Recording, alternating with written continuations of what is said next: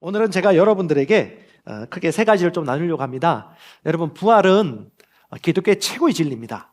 죽음 이후에 부활에 있었기 때문에 우리가 이렇게 하나님의 자녀가 될 수 있었고 행복을 누릴 수 있게 되었습니다. 어떤 분이 그 얘기를 해요. 목사님, 때가 되면 지난주 고난주간이었지 않습니까? 알고 계셨어요? 예. 고난주간 다음에 부활주일이에요. 그러니까 고난주간 되고 절기가 되면 수많은 교회는 성도들을 죄인화 시켜야 된대요. 예, 죄인이 되고 고난과 고통을 겪도록 그렇게 노력을 한다는 그분의 얘기를 들으면서 참 씁쓸하기도 하면서 저도 그렇게 살아왔는데, 여러분, 고난주간의 진정한 의미는 무엇입니까? 고난으로 말미암아 주님이 이미 이루신 복음의 결과입니다. 우리는 구출받았습니다. 그래서 이 복음이신 예수님을 자랑하고 증거하는 것이 최고의 고난주간을 의미하는 것이고, 부활하신 예수님의 사랑과 능력을 전파하는 것이 최고로 부활하신 하나님을 축하하는 것입니다. 아멘. 그러므로 우리는 형식과 절기를 뛰어넘어서 삶 속에서 예수의 죽으심과 부활을 항상 살아가는 것입니다.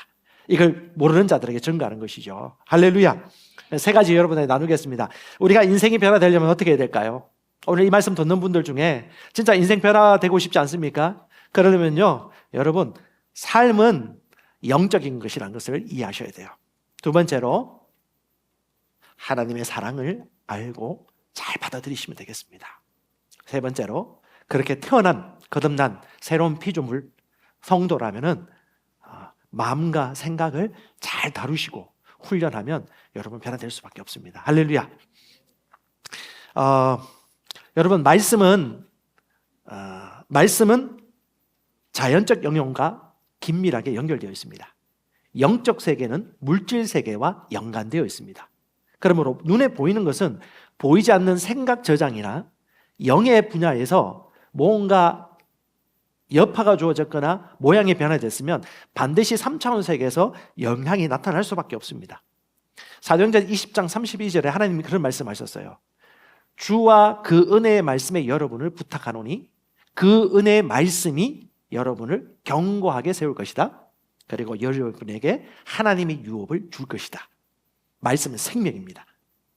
생명인 말씀을 우리가 인정하고 그 말씀이 우리 심령에 들어오면 반드시 우리 속 사람으로부터 변화가 일어나고 겉사람과 환경과 삶은 변화될 수밖에 없습니다.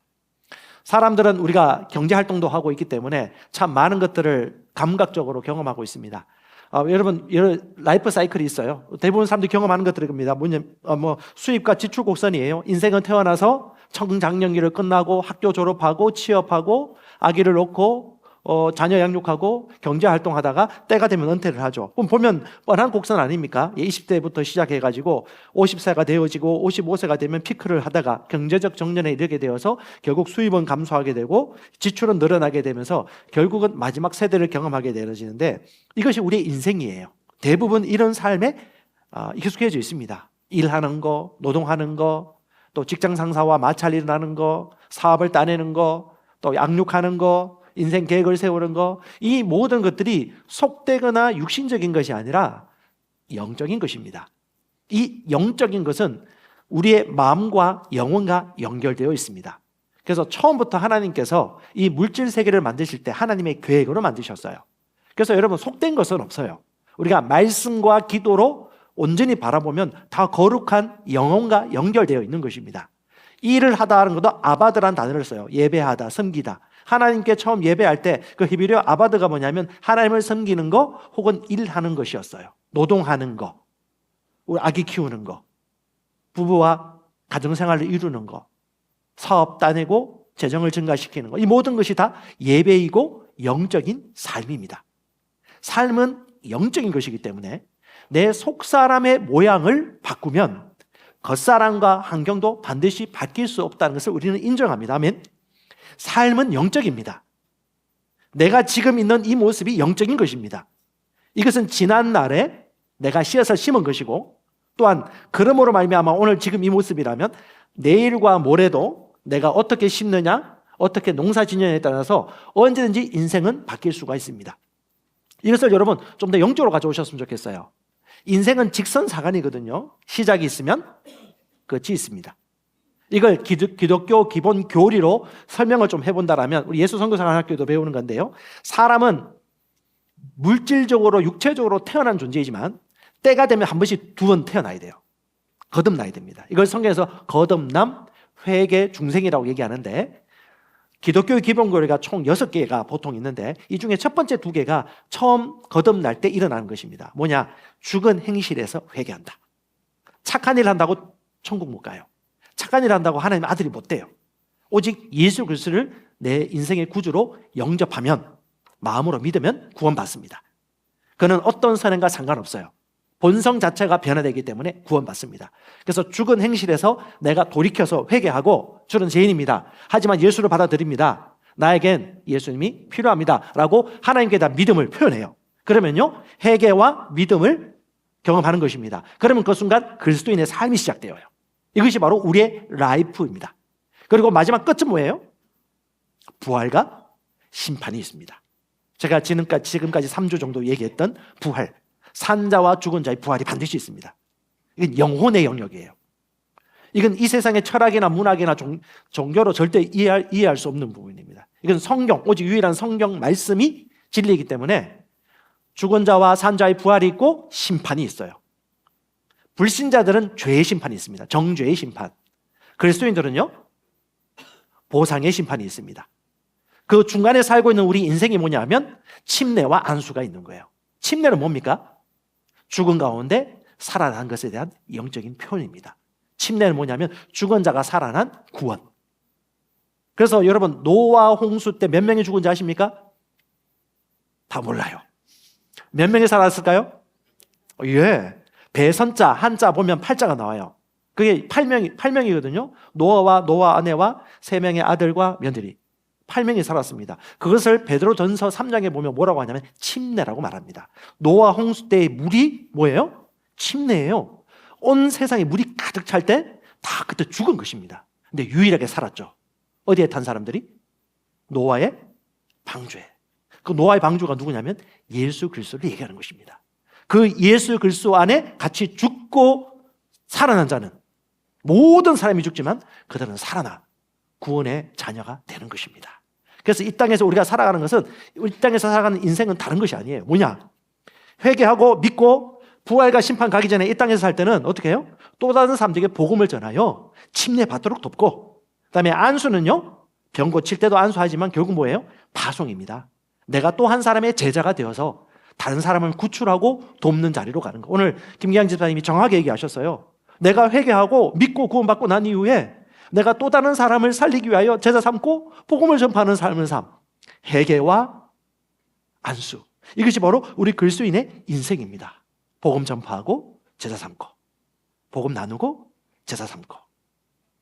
그런데 이것이 복음 전파하고 제자 삼는 것이 교회에서 하라고 해서 해. 억지로 하라고 해. 그러니까 타율적으로 하면 그게 뭐예요?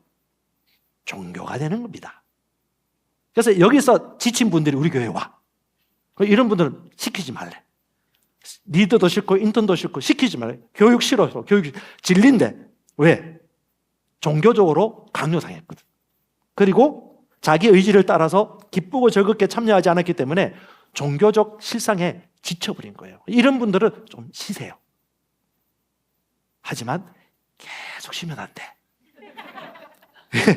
부활과 심판이 오기 때문에 이 땅에서 살 때 우리 인생의 농사를 지어야죠. 아니, 놀고 놀면 나중에 열매가 없잖아요. 보상의 심판에 좀 그렇잖아요. 그렇죠?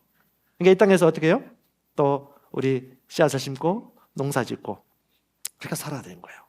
결국 뭐예요? 복음 전하고 제사 삼는 것은 기쁨으로, 사랑으로 하는 것입니다. 하나님의 사랑 때문에. 이런 사람은요, 지치지 않아요. 이런 사람은요, 놀라지 않습니다. 기뻐요. 평안이 유지됩니다. 그리고 항상 새롭습니다. 여러분, 그리스도인의 인생은 행복한 것이 정상입니다. 아멘. 염려, 근심, 걱정 오늘 좀 다룹시다.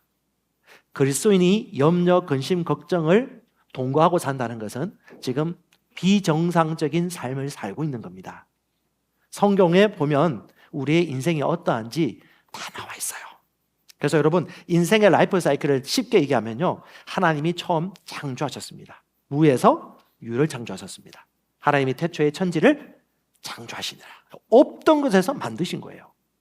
근데 그 어간 사이에 인간들이 죄를 지었죠. 근데 하나님의 본성은 사랑입니다. 내 사랑하는 사람이 죽길 원치 않아요. 그래서 영원이신 분이 이 땅에 몸으로 오신 놀라운 사건이 일어납니다. 이게 성육신이라고 불러요. 그것이 요한복음 1장 14절에 유한한 세계, 유한한 육체, 제약받는 공간 안으로 살아계신 하나님이 오신 사건이 예수님이에요.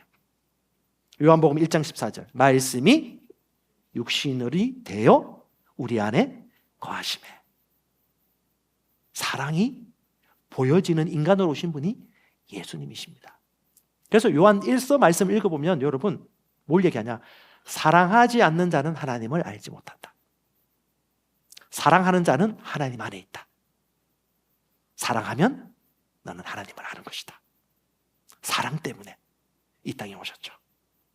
그리고 우리가 거듭나고 이 땅에서 살고 창세기 창조 이후에 맨 마지막 성경이 뭡니까? 계시록이에요. 계시록 맨 끝에 뭘 나오느냐? 내가 속해오리라. 할렐루야, 아멘. 주 예수여 오시옵소서. 이게 요한계시록 마지막이에요. 그러니까 창조부터 마지막까지 뭐예요? 결국은 창조와 마지막 사이에 저와 여러분들이 인생 농사를 짓고 있는 것입니다. 주님 오실 거예요. 너무 기쁘지 않습니까? 할렐루야. 나만 기뻐하면 안 되죠? 너무 기쁜 날이에요.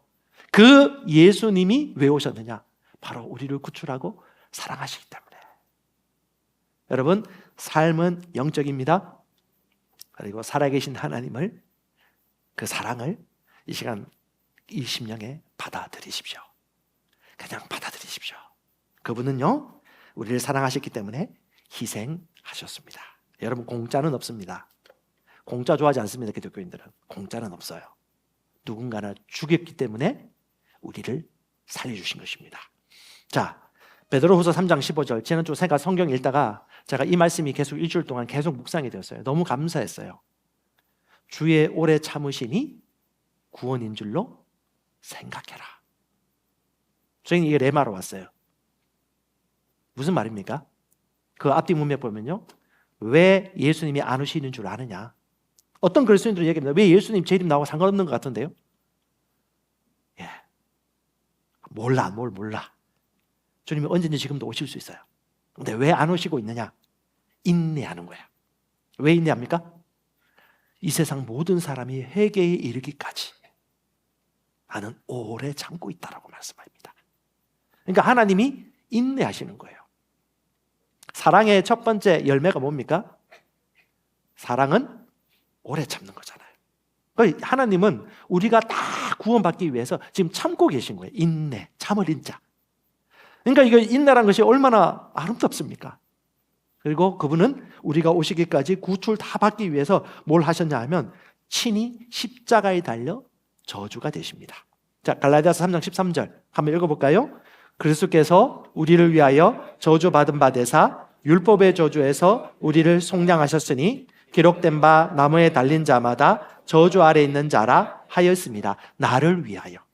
여러분 이름을 넣으세요. 나를 위하여 저주받으셨다. 그분이 저주가 되심으로 우리는 축복을 받았다. 그러므로 고난주간과 부활주간에 주님이 십자가 지심으로 나는 저주에서 해방되었기 때문에 해방된 것을 위하여 감사하고 해방된 것을 자랑하고 예수의 복음을 전가하는 것이 최고로 고난주간과 부활주간을 기뻐하는 것입니다. 그 많은 사람들은 여러분 선한 행위를 따라 자신을 판단합니다. 세상 사람들 물어보세요. 너 착하냐 못됐냐? 난 못됐어. 왜? 착한 짓 한 적 별로 없거든. 너 죽으면 천당 갈까 지옥 갈까? 어떻게 될 것 같아? 나 지옥 갈 것 같아. 왜? 난 착한 일 한 거 별로 없거든. 난 착한 일 별로 한 적이 없거든. 다 선행이 기준이에요. 그것이 뭐냐면 율법입니다. 그것이 구약시대예요. 성경의 구약시대는 율법시대라고 부릅니다. 율법이란 말은 뭐냐 하면 지키면 복받고 지키지 않으면 저주받는다 이거예요. 그것이 바로 신명기 28장 내용이거든요. 그걸 보면 명령 지키면 네가 율법 잘 지키면 세계 모든 민족에 뛰어나게 할 것이다. 내가 이 복 줄게. 이것이 하나님의 음성이었습니다. 반대로 지키지 않으면요 네 모든 저주가 너에게 임할 것이다. 또 깡주리와 네 농사와 네 자식과 모든 게 다 안 될 거야. 하는 것들마다 안 될 것이고 몸에 병도 생길 것이고 돈도 잘 안 벌릴 것이고 날마다 근심 걱정 있을 것이고 율법의 저주가 너에게 임할 것이야. 하지만 복음을 잘 지키면, 율법을 잘 지키면 너 복 받을 거야. 이런 사고관 속에 너무 수천 년 동안 산 거예요, 많은 사람들이. 그런데 우리는 그렇게 이제 응용되지 않습니다. 예수의 은혜로 말미암아 어떻게 해요? 예수를 믿으면 구원받습니다. 아멘. 이 가운데 혹시 예수 믿지 않거나 이 방송 보는 분 중에 간을 한번 보러 오신 분들 기억하십시오. 이 시간 예수를 믿으십시오. 마음으로 믿고 입으로 시인하시면 됩니다. 여러분의 선한 행위에 관계없이 하나님의 은혜와 사랑을 받아들이면 구원받고 새롭게 태어납니다. 그 사랑은 어떤 사람도 차별하지 않습니다. 어떤 종류의 사람도 따로 차별하지 않습니다. 누구든지 예수 믿으면 구원받습니다. 아멘. 그래서 예수 믿으면 구원받습니다. 자, 요한복음 3장 16절 한번 읽어볼까요? 하나님이 세상을 이처럼 사랑하사 독생자를 주셨으니 이는 그를 믿는 자마다 멸망하지 않고 영생을 얻게 하려 함이라. 예, 믿으면 돼요. 믿는 것 이외에 다른 것, 세컨드, 서드 얘기하는 건 다 이단이에요. 구원은요, 예수 그리스도를 믿음으로 은혜의 선물로 받아들이는 것입니다. 아멘. 믿음을 통해 은혜로 받아들이는 겁니다. 믿기만 하면 돼요. 그 이외의 모든 것들은 이제 다른 말씀을 적용하면 되는데, 죽고 사는 문제에 있어서는 여러분, 우리가 어떠함으로 말미암아 안 죽고 덜 죽고 하는 게 없어요. 다시 말합니다. 생사는 은혜의 선물로 받는 것이지 우리의 행위의 어떠함과 상관없습니다.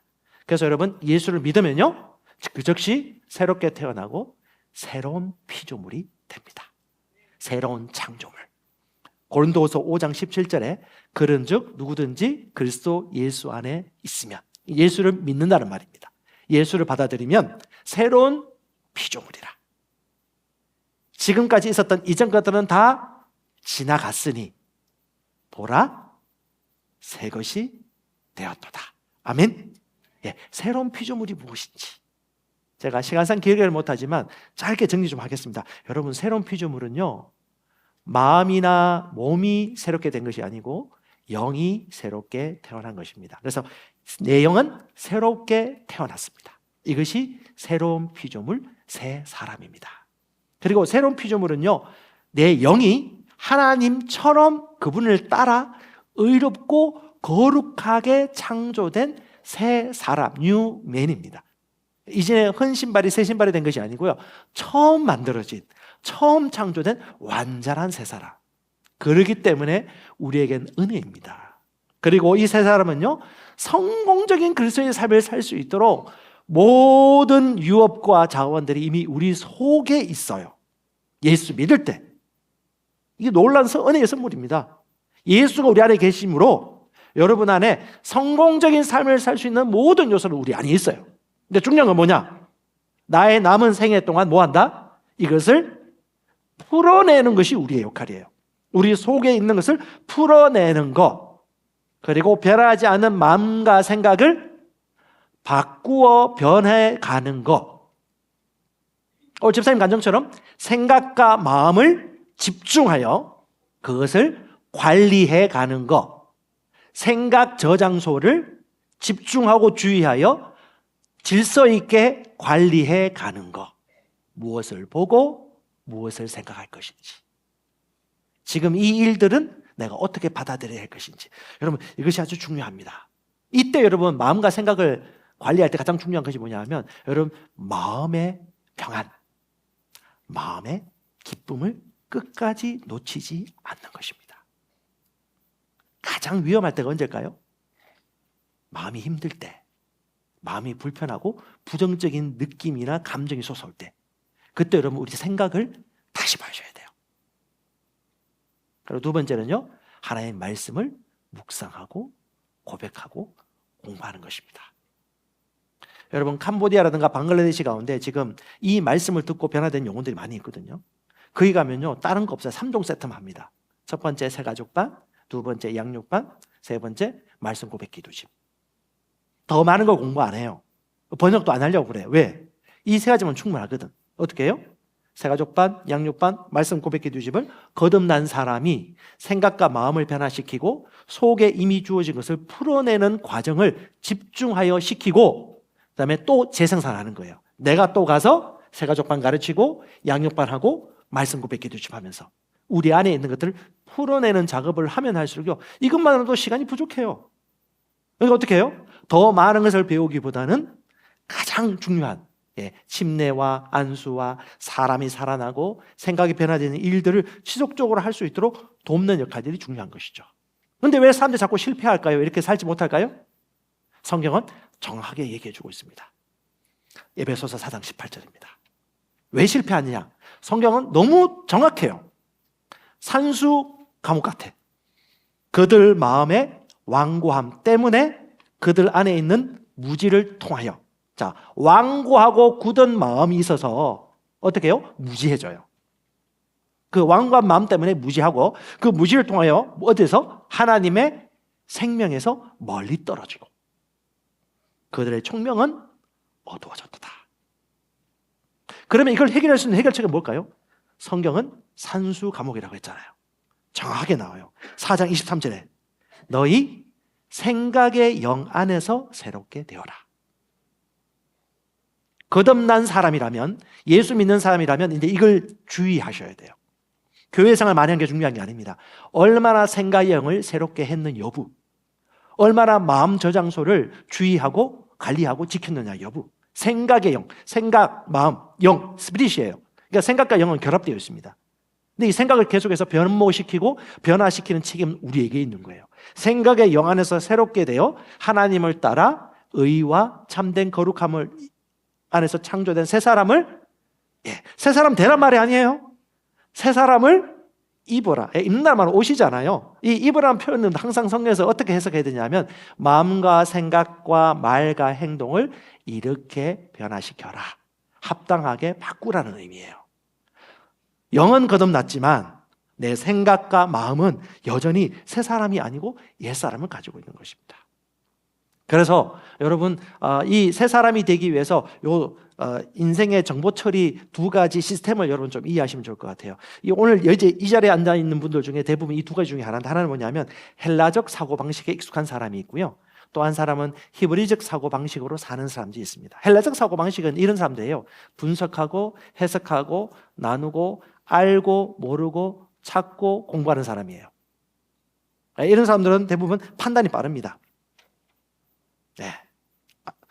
예수성서학교 과목을 들으면 이렇게 생각하는 거죠. 내가 아는 건 이거고 내가 이건 몰라. 이거 자체가 뭐예요? 그쪽 문으로 들어간 거예요. 내가 아는 거 모르는 거, 이 자체가 뭐예요? 머리를 쓰고 있는 거예요. 머리 쓰지 말라는 얘기 아닙니다. 이미 헬라적 사고 안에서 그걸 보고 있는 거예요. 그럼 히브리적 사고는 뭐냐 하면 보고 인식하고 말하고 받아들이고 공개하고, 헬라적 사고는 혼자 생각하고 혼자 고민하고 혼자 골똘히 얼면을 빠져요. 히브리적 사고는요, 그걸 듣고 들었고 내 것이라면 말해요. 인식하고 공개하고 고백하고 표현합니다.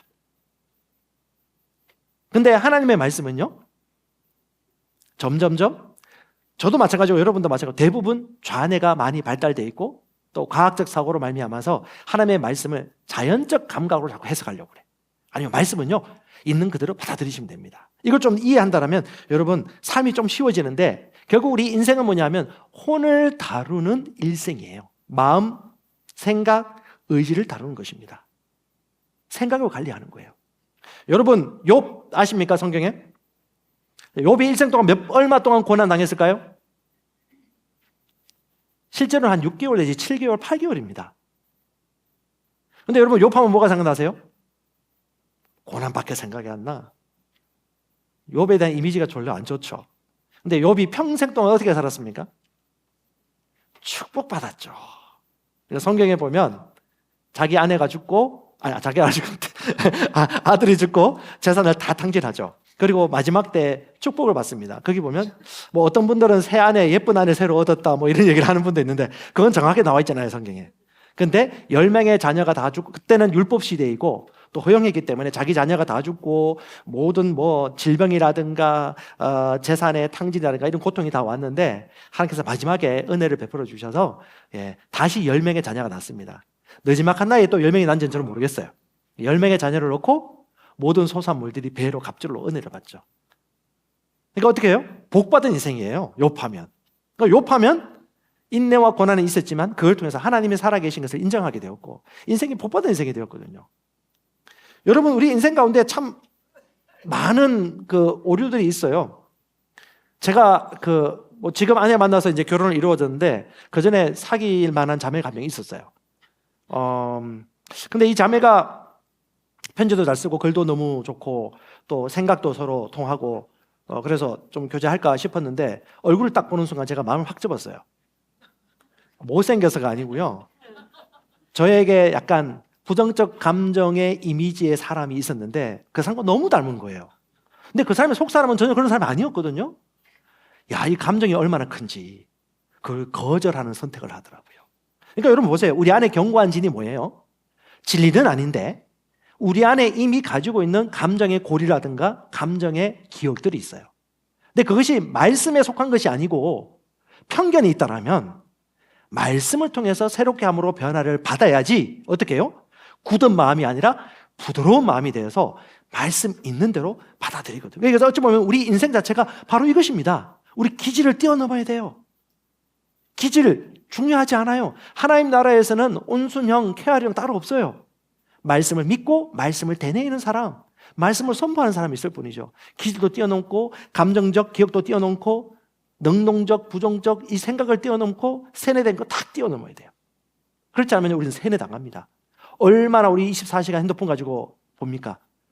노래 듣고요. SNS 하고요. 얼마나 많은 것들 우리를 끊임없이 세뇌시킵니까? 우리가 매니지먼트 관리하지 않으면요 절대 이걸 다 쓸 수 없거든요. 그래서 성경에도 보면 가장 중요한 것이 뭐냐? 보이지 않는 걸 먼저 다뤄요. 그게 뭐냐? 생각을 다루는 것입니다. 생각을 다루면요 행동이 개선됩니다. 그러면 가장 중요한 것이 뭐냐면 생각입니다. 마음입니다. 생각 저장소입니다. 생각 본부죠. 그것을 개선시키면 행동이 변화됩니다. 아멘. 그래서 여러분 우리 일생 자체가 이것입니다. 그럼 어떻게 해야 될까요? 가장 중요한 거. 첫 번째, 바른 생각에 집중하는 것입니다. 여러분 어떤 것이 올바른 생각일까요? 올바른 생각. 자, 성경 하나 읽겠습니다. 빌립보서 4장 6절입니다. 자, 4장 5절에 이런 말씀 나옵니다. 한글 킹제임스에 너희 절제가 모든 사람에게 알려지게 해라. 주께서 가까우신다.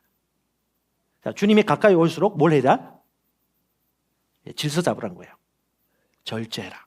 그리고 6절에 아무것도 염려하지 말고 다만 모든 everything입니다. 모든 일에 기도와 간구로. 모든 염려하지 마. 염려는 우리의 선택지가 아니야. 옵션도 아니에요. 아무것도 염려하자. everything. 아무것도 염려하지 말고 오직 모든 일들에 기도와 간구로 원하는 것을 어떻게 해요? 감사함으로. 또 감사. 고백. 네. 감사함으로 알려지게 하라. 그러면 뭘 바꿉니까? 너희 마음과 생각을 지키시리라. 아멘. 상황 변한 게 지금 아직 없어요. 근데 뭐가 바뀌었죠? 마음과 생각이 평안해지고 바뀐 것입니다. 근데 그 첫 번째 뭐예요? 염려가 올 때 그걸 여러분 처리하셔야 돼요. 어떻게? 기쁨의 모드로, 감사 모드로. 여러분 이게 영적인 아주 중요한 첫 번째 포인트입니다. 올바른 생각을 하기 위해서 이 과정을 거치는 거예요. 그래서 여러분 하나님의 말씀은 살아있습니다. 제가 너무 지난번에 우리 리드 모임 할 때 너무 감사했던 소식이 하나 있었는데 제가 지금 LTC 성경 읽기 하고 있지 않습니까? 제가 이게 쉴 수가 없어요. 간증이 있고 사람들이 변화되고 새벽부터 기다리는 사람이 있다가지고 많지는 않은 것 같은데 아직까지는. 그러니까 유튜브 방송 만들고 제가 성경 읽기 하고 성경 읽기에 대한 Q&A를 만들어서 해요. 근데 여러분 그냥 성경 묵상을 하면 잘 못하거든요. 근데 Q&A가 뭐냐면 성경 읽고 질문에 답하면서 성경 말씀이 뭘 말하는지를 보는 거예요. 그러니까 어떤 우리 성도 중에 한 분이 너무 인생이 고달프고 힘들었던 거예요. 일어나면 염려, 근심, 걱정. 여러분 근심, 걱정할 게 많으면 일어나면 지옥 같지 않습니까? 예수 믿어도. 처리가 안 되는 거죠. 근데 리더의 도움을 받아가지고 성경 묵상을 하기 시작한 겁니다. 아침 일찍 일어나가지고 성경 풀면서 말씀을 묵상하기 시작한 거예요. 근데 어떻게 해요? 변화가 일어난 거예요. 성경이 쏙쏙쏙 들어오고 염려 근심했던 인생이 말씀을 되뇌이고 말씀을 생각하게 된 것입니다. 자기가 열심히 장사를 하고 있는데 하루는 너무 수익이 안 나가지고, 제가 뭐 다 얘기할 수 없지만 너무 수익이 안 나가지고 너무 절망스럽고 힘들었던 거예요. 근데 말씀을 묵상하면서 마음과 생각이 평안해지고 기쁘고 안정이 된 것입니다. 그 다음 달에 대박을 터뜨렸습니다. 그 간증을 듣는데 그냥 저도 그렇고 그 간증 듣는 분들이 다 마음이 짠했어요. 그리고 감사했어요. 이것이 간증이지. 큰 기적과 역사가 어떤 거야? 한 사람의 인생이 자유함을 얻는 거, 말씀이 생명이란 거, 얼마나 기쁘고 감사한지. 여러분, 우리가 돈을 벌거나 일을 하거나 자식을 키우는 그것들이 인생의 전부는 아니거든요. 근데 그 모든 것 다 영적인 일들입니다. 우리 마음과 생각이 본부예요. 그래서 여러분, 올바른 생각에 집중하셔야 됩니다. 빌립보서 4장 6절, 7절. 그리하면 모든 지극을 초월하신 하나님의 평강이 그리스도 예수 안에서 너희 마음과 생각을 지키시리라. 그리고 성경은 수학책과 같다 그랬잖아요. 이 8절에 그 방법이 나와요. 마음과 생각을 지키는 방법. 형제들아, 무슨 덕이 있거나 무슨 칭찬이 있거나 정직한 거, 올바른 거, 덕되는 거, 살아날 만한 거, 칭찬할 만한 거, 순결한 거, 사랑스러운 거, 좋은 평판을 얻는 거, 이것들을 생각해라. 올바른 것을 생각해라. 그 올바른 최고의 것이 무엇이겠습니까? 따라합시다. 복음. 여러분, 복음하면 뭘 생각해야 돼요? 다윗 생각하거나 모세 생각할 수도 있겠지만 우리 배우고 있잖아요. 뭐예요? 그리스도 안에서 내가 누구인지, 내가 무엇을 가지고 있는지, 내가 무엇을 성경하면 뭐가 생각나야 돼요? 그거 생각나셔야 돼요. 나의 정체성, 내가 소유하고 있는 거, 내가 어떤 능력을 가지고 있는지. 그러면요, 삶이 너무 쉽습니다. 그래서 여러분, 첫 번째 이런 생각을 계속해서 하는 거예요. 하나님은 이 관점을, 이 일을 어떻게 보실까? 이걸 내가 어떻게 바라봐야 될까? 해석해야 될까? 밑에서 봤다면 이제는요, 하나님 눈에서 보는 것입니다. 두 번째는요, 하나님의 생명의 말씀을 주야로 묵상하고 공부하는 것입니다. 다른 길은 없어요. 성경은 그 길을 얘기하고 있습니다. 여러분, 그리스도의 기본교리에 대해 두꺼운 책을 쓰셨던 데릭 프린스 목사님 같은 경우는요, 진짜 똑똑하신 분이셨고 냉철한 분이셨어요. 근데 이분이 예수에 대해서 알고는 있었지만 군대 생활하다가 막사 안에서 하나님의 말씀을 묵상하다가 충격을 받은 거죠. 자기 피부병이 너무 심각했는데 성경 말씀을 읽다가 잠언 4장 20절에 이르는 겁니다. 그 보니까 하나님의 말씀을 주의하고 먹고 하면 네 병이 고침받으리라 하면서 이 병 고친다라는 말 중 마르페라는 단어가 나오더래요. 마르페가 약이라는 뜻이거든요. 말씀이 마르페야, 말씀이 약이야. 이 말씀을 믿고 그는 군의관에게 얘기하고 나는 오로지 말씀으로 승부를 보겠습니다 하고 말씀을 주야로 묵상하고 그 말씀을 약을 먹듯이 먹은 거예요. 그러니까 병 고침을 깨끗하게 난 이후에 그때 예수님을 인격적으로 새롭게 경험한 것입니다. 그리고 인생이 변화됐어요. 그걸 통해서 엄청나게 많은 말씀과 성령이 충만한 교리와 지식들이 책으로 회찬이 되었거든요. 여러분, 말씀은 시입니다. 시. 생명시예요. 여러분, 이스라엘 가면 마사다 요새라고 있습니다. 그 마사다 요새에서 신문기사 찾아보면 나옵니다. 씨가 발견되었어요. 근데 그 씨가 올리브씨입니다. 수백 년, 수천 년 지났는데 그 씨를 심었더니 싹이 나고 나무가 나는 거예요. 말씀이 뭐라고요? 생명의 씨입니다. 그럼 정답은 뭐예요? 씨를 심으면 싹이 나거든요. 그러면 생명을 우리 안에 잘 심으면 되는 거예요. 하나님의 말씀을 주야로. 제가 고민을 좀 했어요. 말씀을 주야로 얼마나 좀 묵상하면 좋을까요? 얼마나 묵상하면 좋을까요? 라고 고민을 하고 있는데 어제 마침 또 우리 컨퍼런스 때 최수영 목사님이 그 얘기 하시더라고요. 말씀 고백 기도집을 진짜 믿고 2개월 동안 한번 제대로 해봐라. 저도 2개월로 해야 되겠다. 3개월까지 생각했었는데 2개월만 제대로 해봐라. 말씀 믿고 기쁨의 모드로 말씀을 이해하고 공부하면서. 여러분, 뇌과학자들이 연구하고 뇌의학이 발달되면서 표시해나가고 있습니다. 인간의 뇌는 좌뇌, 우뇌 있지 않습니까? 혹시 이 중에 한쪽 뇌가 없는 분이 있는지 모르겠지만 인간은 좌뇌와 우뇌가 골고루 쓰임받고 있거든요. 좌뇌는요, 진리를 이해하는 뇌입니다. 우뇌는요, 사랑을 인식할 수 있는 뇌입니다.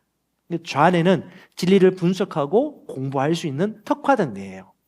우뇌는 일치, 연합, 조화, 그리고 관계적 소통을 나타내는 뇌입니다. 그래서 보통 명상이나 묵상을 하다가 신비한 체험을 하시는 분들이 우뇌가 대부분 발달되어 있어요. 이 좌뇌와 우뇌가 하나님이 절묘하게 균형감 이롭게 발전할 수 있도록 만들어 주셨거든요. 하나님께서 이 하나님의 진리를 경험하고 사랑을 인식하는 최고의 방법이 뭐냐 하면 주야로 말씀을 묵상하는 것입니다. 그러면 좌뇌와 우뇌가 골고루 기능을 해요. 여호수아 1장 8절에 뭐라고 그러죠? 이 율법책을 내 입에서 떠나지 말게 하고 주야로 그것을 묵상하여 그 안에 기록된 대로 다 지켜 행하라. 말씀대로 하는 거예요. 어떻게 해요? 아는 게 아닌 거예요. 뭐예요? 입에서 떠나지 않게 하는 거죠. 떠나지 않게 해보셨습니까? 반드시 변화가 떠나지 않게 하고 어떻게 해요? 주야로. 잠자지 말라는 얘기가 아니에요. 그 정도로 묵상하라는 거예요. 주야로. 진리를 묵상하면 행할 수밖에 없어요. 왜? 우리 양자역학도 배웠지만 신경을 집중하고 주의하면요, 파동이 입자가 되고 물질 체계가 됩니다. 그게 하나님 만드신 시스템이에요. 왜? 보이지 않는 영원한 진리를 우리가 집중하면요, 그 진리가 나타나게 되는 거죠. 그래서 커터 톰슨이라는 영혼의 해부라는 책에 보면 이런 얘기가 나옵니다. 신경과학 연구를 통해 밝혀졌듯이 뇌의 다른 부위 간의 적절한 균형과 적절한 수준의 유익하고 원만한 소통이 갖추어진 사람들은, 즉 좌뇌와 우뇌가 골고루 움직이면서 공부하거나 학습한 사람들은 불안이 감소하고 행복감이 커지는 경향이 있다. 다시 말하여 거듭난 영의 열매, 성령께서 주시는 사랑, 기쁨, 화평, 오래 참음, 이런 열매를 맺을 수 있도록 늘 준비되어 있다. 쉽게 얘기하면 사랑의 법을 묵상하는 최고의 방법은, 하나님의 말씀을 묵상하는 최고의 길은 곧 좌뇌와 우뇌가 골고루 발전되는 것이다. 진리를 공부하고 사랑을 인식하고, 사랑을 인식하고 진리를 공부하고 되뇌이고, 말씀 고백 기도집, 진리의 말씀을 이해하고 공부하고 그 공부한 것을 믿고 입으로 시인하고 말로 읊조리고 하면서 좌뇌와 우뇌가 움직이면서 우리 안에 이 사랑의 법이 능력으로 역사하는 것입니다. 성경이 너무 정확해요. 자, 여러분 이 진리를 의식하면서 시편 1편 2절 한번 읽어볼까요? 시작. 오직 여호와 율법을 즐거워하여 그의 율법을 주야로 묵상하는도다. 오직이에요. 하나님의 말씀을 어떻게? 주야로, 또 기쁨으로. 고백 기도 지금 억지로 하시지 않잖아요. 기계적으로 하시나요? 네, 즐거워요. 이 즐거움이 뭔지 아시겠죠? 네, 선택할 수 있어요. 자, 시편 48편 9절 한번 읽어볼까요? 하나님이여, 우리가 주의 정 가운데서 주의 인자심을 생각하여 주의 사랑과 은혜 묵상하면서. 다시 말합니다. 여러분, 고백 기도해서 변화되는 게 아니에요. 하나님의 은혜와 사랑을 묵상하고 그걸 믿고 고백하기에 그 은혜와 사랑이 나의 믿음을 통하여 일하는 것입니다. 아멘. 이것이 에베소서 2장 8절 9절 비밀이에요.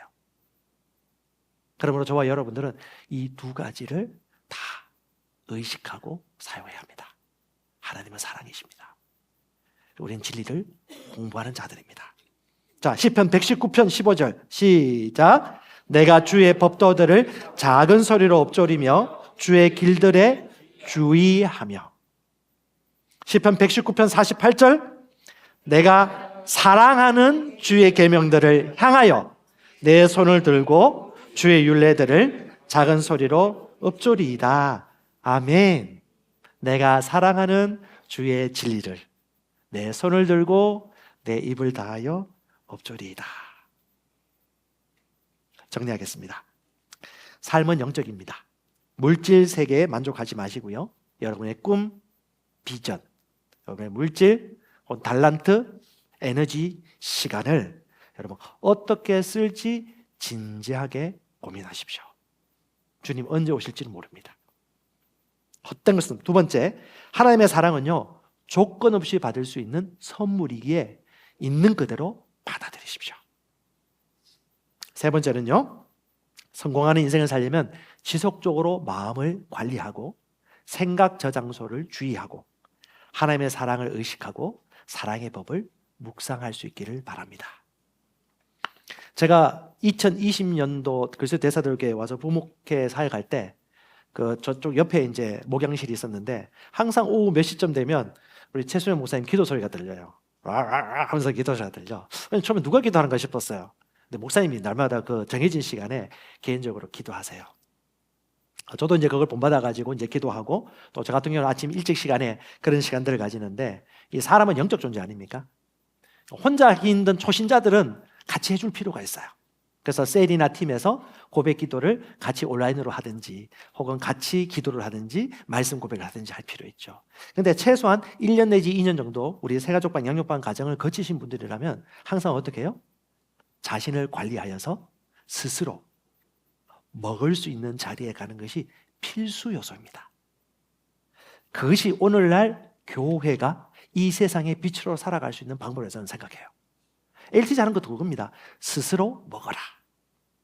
스스로 기도하는 건 절제하지 않으면 안 될걸요. 우선순위 안 두면 시간 안 날걸요. 다 바쁘거든요. 안 바쁜 사람 어디 있습니까? 다 바쁘거든요. 여러분 목자는요 풀을 든 풀밭에 양을 데리고 가요. 그러면 양은요 목자가 다 뜯어가지고 넣어주는 게 아니에요. 양은 거기서 풀을 뜯어 먹어요. 말씀 공부하면서 고민해요. 자기 생각을 적어내요. 아까 우리 집사님이 얘기했는데 블로그 썼다 했죠. 그게 여러분 별거 아닌 것 같죠. 그래서 생각이 정리가 되고 하나님의 말씀과 내 사고방식이 교환이 일어나는 것입니다. 여러분 그 마음의 생각이 없다면 그 사람은 그런 사람입니다. 아멘. 인생도 마찬가지입니다. 내 인생을 어떻게 바라보고 어떻게 해석하고 어떻게 예언하느냐. 하나님께서 오늘 이 자리에 오신 여러분들에게 예수 안 믿는 분들은 예수 반드시 믿고 구원 받으시고 부활의 생명과 능력이 어떻게 우리 이 자연적인 세상에서 역사하는지를 여러분 이 올바른 생각과 올바른 말씀 묵상과 공부를 통해서 경험할 수 있기를 바랍니다. 하나님의 말씀은 살아 역사하십니다. 할렐루야.